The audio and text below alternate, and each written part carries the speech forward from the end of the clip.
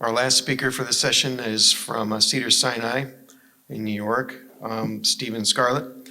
He is the clinical research coordinator and has specialized in improving long-term follow-up at their institution, as well as being a industry liaison for research studies.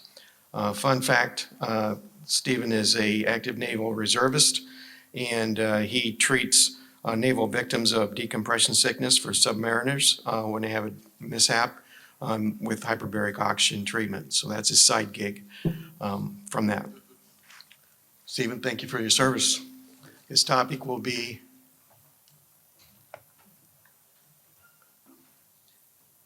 abstracting quality data for the Cardiovascular Registry and the Vascular Quality Institute database is a common problem at medical centers.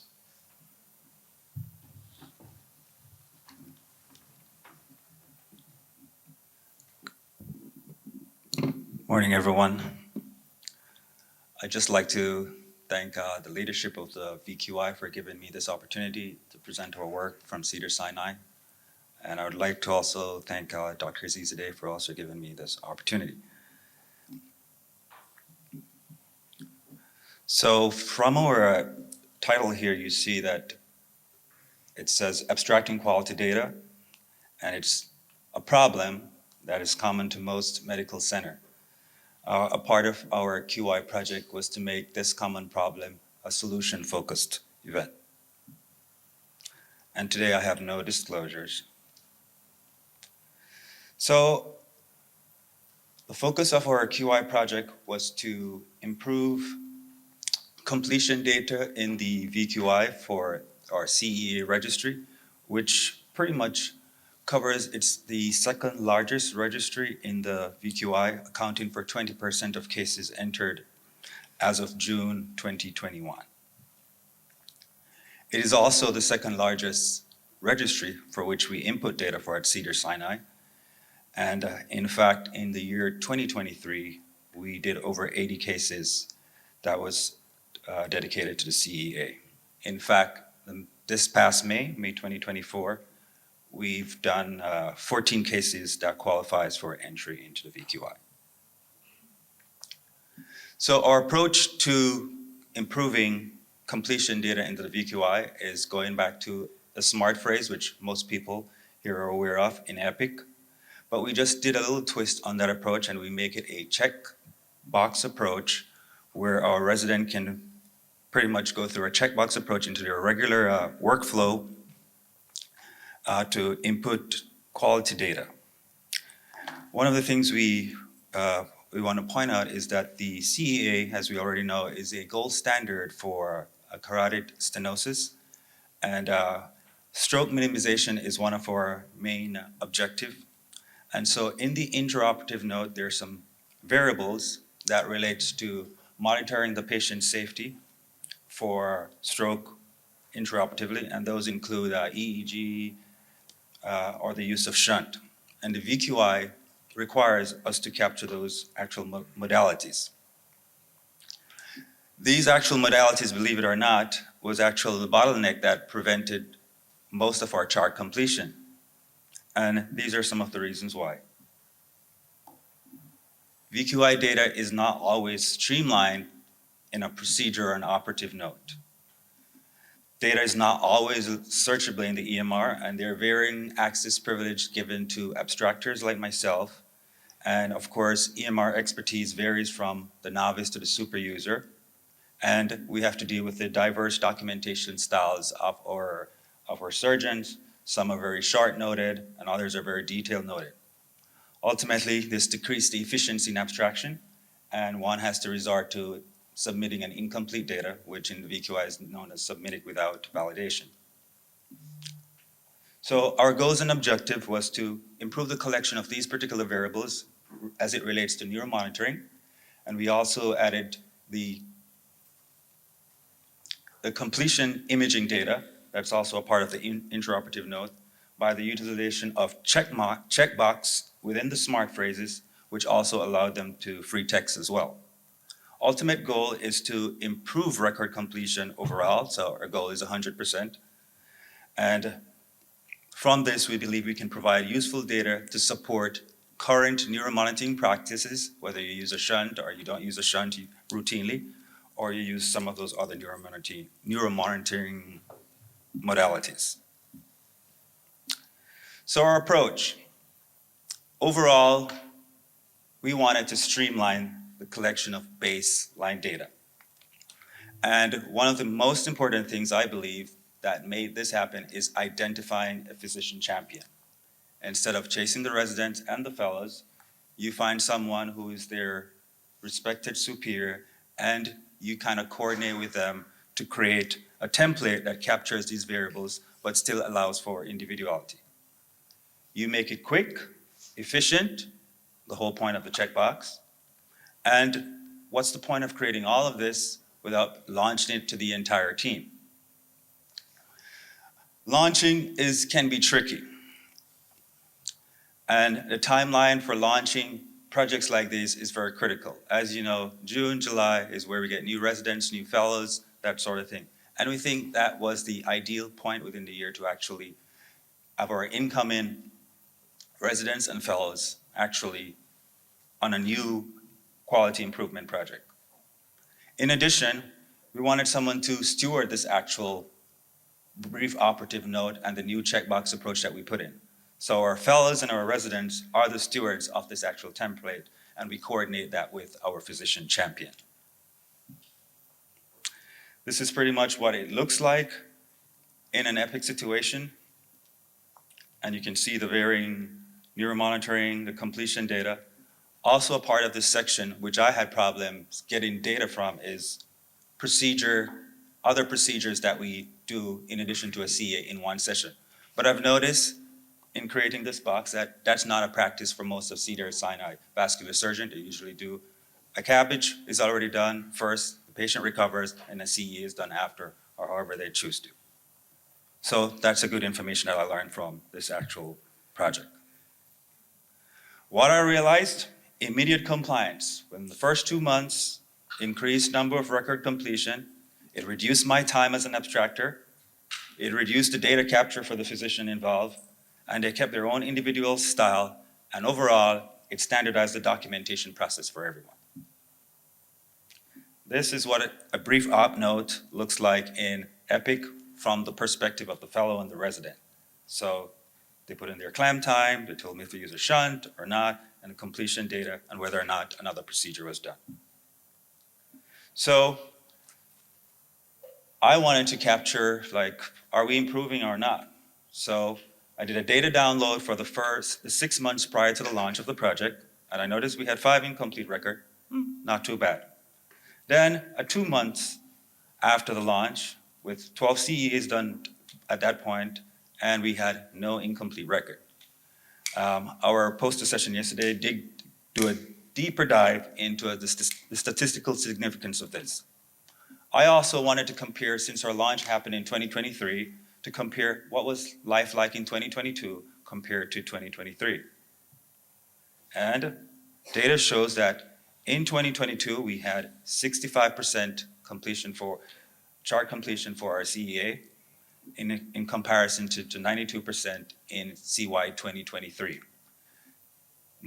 Keep in mind that the launch happened like halfway through the year, and we were able to see a statistical significance that was less than 0.01. What's in it for you? A one-stop shop for the abstractor.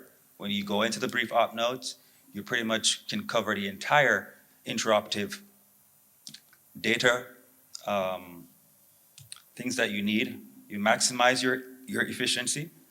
And one thing that I find with an incredible benefit is you identify your surgeon preference for different indications. You can, this group uses shunts, this group uses EEG first, then they put a shunt, that sort of thing, and that's kind of important. So I'm kind of prepared before I do my abstraction. And overall, it improved the chance of completing a record and decreased the number of records submitted without validation. It minimized the need for free texting on their part, allows for faster note completion, provide trainees with a standardized systematic process of CEA. I just think that's a learning opportunity. If you want to go into a chart, you kind of recognize, why is clam time important? Why is shunts important? Why is neuromonitoring important? And I think that's an excellent learning tool for them. What's the benefits of the VQI? And this is kind of my mantra, for lack of a better term. I believe complete data is quality data. Complete data enhances internal validity, so we know it's reliable, and when we're looking at outcomes, we know if we collected the baseline data correctly, then we can say this correlated with this, and potentially we could say there are other relationships related to specific things like neuromonitoring and patient outcomes. We can also provide a basis for investigating potential causal relations of these modalities. We can provide data to answer ongoing research questions, debates regarding the use of shunts, for example, and we can actually validate any current benchmarks we have as regards to completion imaging in the for CEAs. So, in conclusion, VQI data templates are always being revised and updated, and that's something we just got to deal with. And residents and fellows are not here forever, so that's the importance of, I believe, a reset every year that we have new fellows that are coming in. So when I return to Cedars-Sinai, that's kind of my goal, to do a relaunch of sorts. Always have a plan for continuous improvement, and specifically,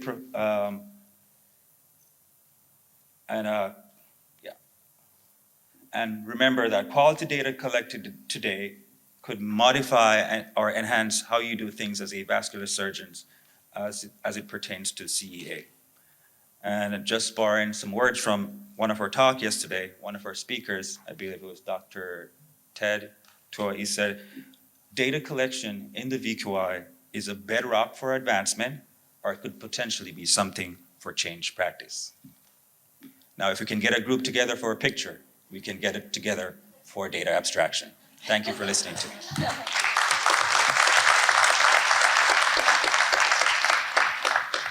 And if you have questions, I'll be happy to answer them at the end of the talk.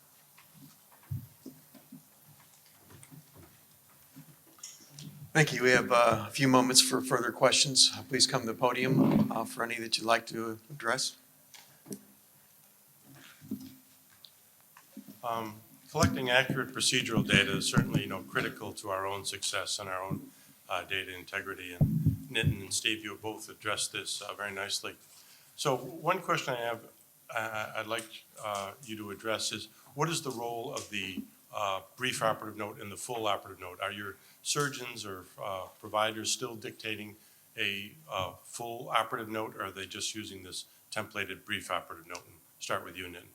So our residents are the ones filling out the brief op note, and all our attendings across our campuses do their own operative reports. But even after the operative report, the few variables that we pointed out in the brief op note weren't being completed in the operative report. So that's why we chose to put them in the brief op note. So the abstractors look at both the operative note and the brief op note. And Steve, what about in your case? I would say just about the same. Our surgeons are attending actually complete their own operative or procedural note, but the residents and fellows focus on the brief op note to capture those variables that we're actually looking for. And I would imagine that there's some degree of resistance on their part. You touched on this briefly, Nitin. How did you address that? Yeah, so I think having the weekly email from the VQI abstractors to tell us nearly live time, basically the week after the procedure, that these were the residents and fellows who weren't using the brief op note, we were able to send emails to them and specifically ask them to use the brief op note. And frankly, we would CC our chief of vascular surgery. And just the emphasis for the physician champion, you just keep in touch with them, because they're an attending, their leadership role influences the residents and fellows, and I think they're inclined to do what they say. So use that to our advantage. And I do go to a weekly clinic, which I didn't mention in the talk, and just kind of remind NPs, attending, fellows, remember we still have this project going on, and it's for our team benefit. Wonderful work, all three of you. Adam Johnson from Duke, and I'm also involved with the VQI Fit program. And I think that these projects all highlight the kind of win-win-win situation of having trainees also involved with VQI, also involved with the patients. And so just want to touch you. I think you gave some great comments about how to engage the residents kind of on a day-to-day.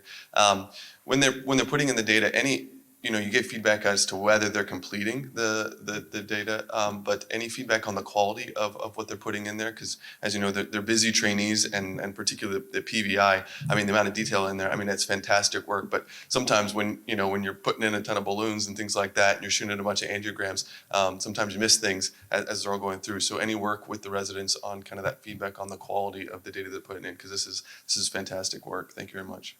Yeah, so we haven't gone back, and we were talking about it yesterday, but looking at, how accurate is the actual treatment length that the resident is maybe estimating from the case, we don't have any idea about that. Yeah.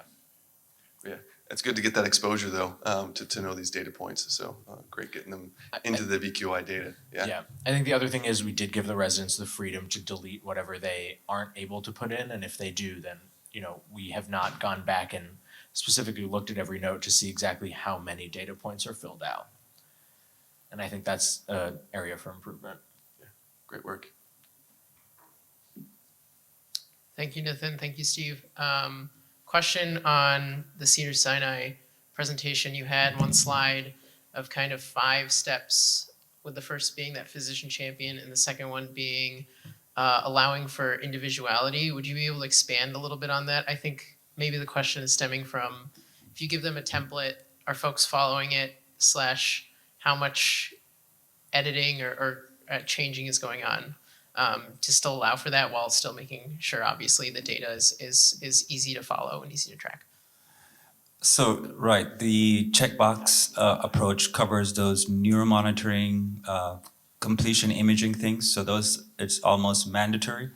But within the smart phrase itself, if they want to actually add things, whether they use a drainage, drain tubes, or any other things, it still has leeway. In fact, it's an already existing smart phrase that I just kind of go in and modified so they can do whatever they want with their other smart phrase things as well. So it's not deviating from, oh, he changed my entire smart phrase kind of a deal.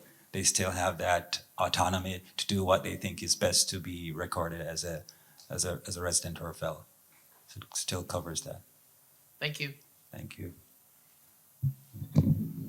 Hi, my name's Patty Blake, and I work at Ohio State, so I have a couple of comments. One I want to address, there was a question earlier about Vizient, and Vizient follows the CMS readmission rates for acute MI, heart failure, pneumonia, COPD, total hip and knee. So that's really the difference between Vizient and this particular registry.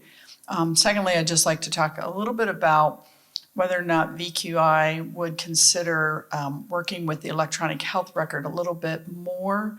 In the CathPCI registry, we have Epic, and there's a tool built in Epic, and it pulls the discrete data over into the tool, so the abstractor doesn't have to do that. And you can identify each of those discrete fields from an op note, demographics, et cetera, so that cuts down time.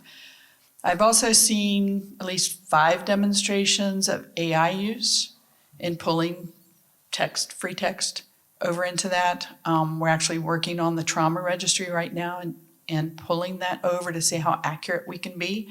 And I think that's probably really going to be the future.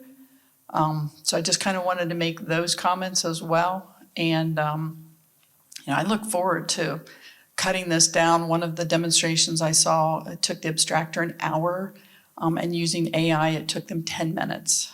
And I would really like for the abstractors to get more involved in analyzing the data, working on process improvement and outcomes. So that's my comment. Thanks. Hi, Ben Brook from Salt Lake City, Utah, University of Utah. My question and comments are related to the Frailty project that was presented. So I actually, me and Larry Crace both derived and published on the VQI frailty scales. I'm very familiar with that. But the scale that you showed up on your slide looked like you're using sort of the full model that we derived, but we actually did a truncated model that's weighted. And one of the advantages of the VQI frailty scale that we saw relative to the other things that are out in the literature right now is that we actually used the weight of the specific procedures, the VQI procedures that were in our registries. And what we found is that if you weight based on the different procedures, that actually adds a lot of information to the frailty scale that's not available in other frailty models, including NSQIP or the modified frailty scale. So I didn't see that in what you were showing and what you're comparing between these frailty scales, but I really, advocate and recommend that you use the weighted model that we derived, because that is really like the benefit of why, we feel like, a frail patient undergoing an open AAA is not the same as a frail patient undergoing an EVAR. And we all know that, but we need the data to actually reflect that as well if we're going to actually, compare apples to apples. So that's just one thing that I would recommend if, going forward, that you need to actually use the weighted model if you're going to be, comparing that. So. Yeah, thank you so much. It's a great comment, and we have a unique opportunity here looking at all these procedures and trying to tease apart exactly what you guys have done here. So we'll definitely include that weighted index and hopefully validate in our institution. Right. And the other thing is, the whole thing with frailty screening is it's, how much time does it take within our workflow, and how well can we, how efficient can we be in doing it? We've actually been doing frailty screening on every single patient that comes into our institution since 2015. We don't use any of these models. We use the clinical frailty scale, which is a 9-point, sort of pictogram that you put patients into a different thing. We put it into Epic. We've captured this data. It's very efficient. Everybody does it.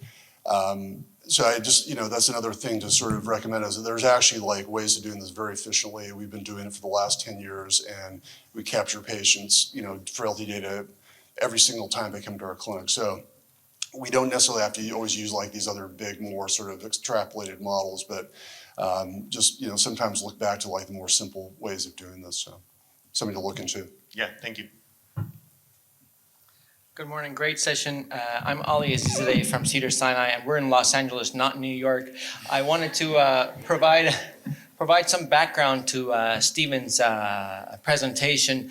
We're somewhat unique in that we're a private academic, not medical school affiliated institution. So we have a mixed model, we call it pluralistic model of attending physicians who are both full-time faculty and private practice. So kudos to Stephen, because with his project, what he did is he streamlined the acquisition of this data, and the brief op note is filled out by the residents, and it fills any voids that could be present in the notes that are dictated by attending physicians. So that's the background information. Thank you very much for allowing us to participate.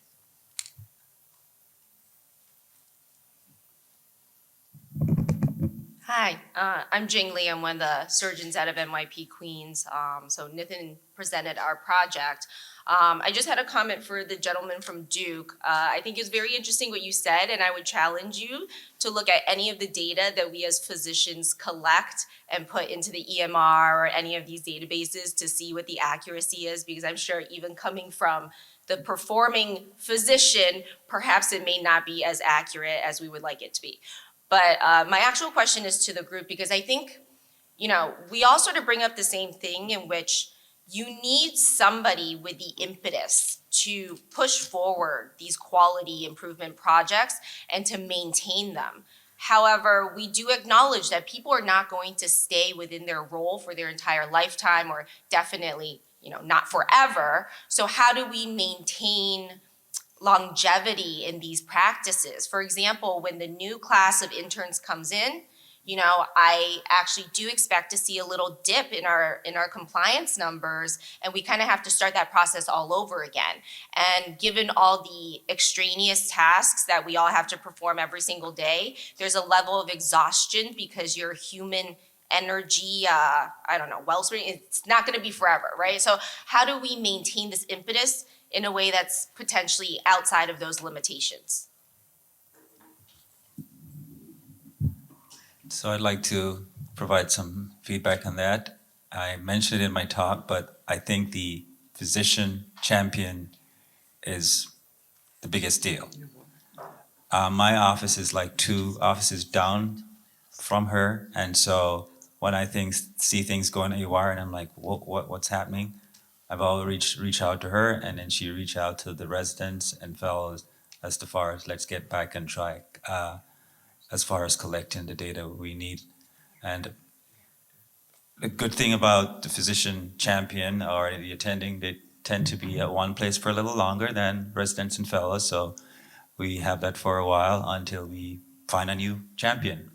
And I think that's been remarkably helpful. And it just emphasized the team approach. You build that relationship with the physician champion and also have a good rapport with your residents and fellows. They don't think you're this the abstractor that's going to get them or get them in trouble with the attending or anything of that sort. I think you just kind of build a good teamwork there that helps things flowing. I'd like to thank the panelists today for an interesting discussion about the ongoing challenges of abstracting data and getting it into our database for outcome analysis. It's an ongoing struggle, but those are unique opportunities for improvement, and I think each one of those demonstrate that process. It's time for our morning break, so we'll reconvene here at 10:10 promptly and begin the next session.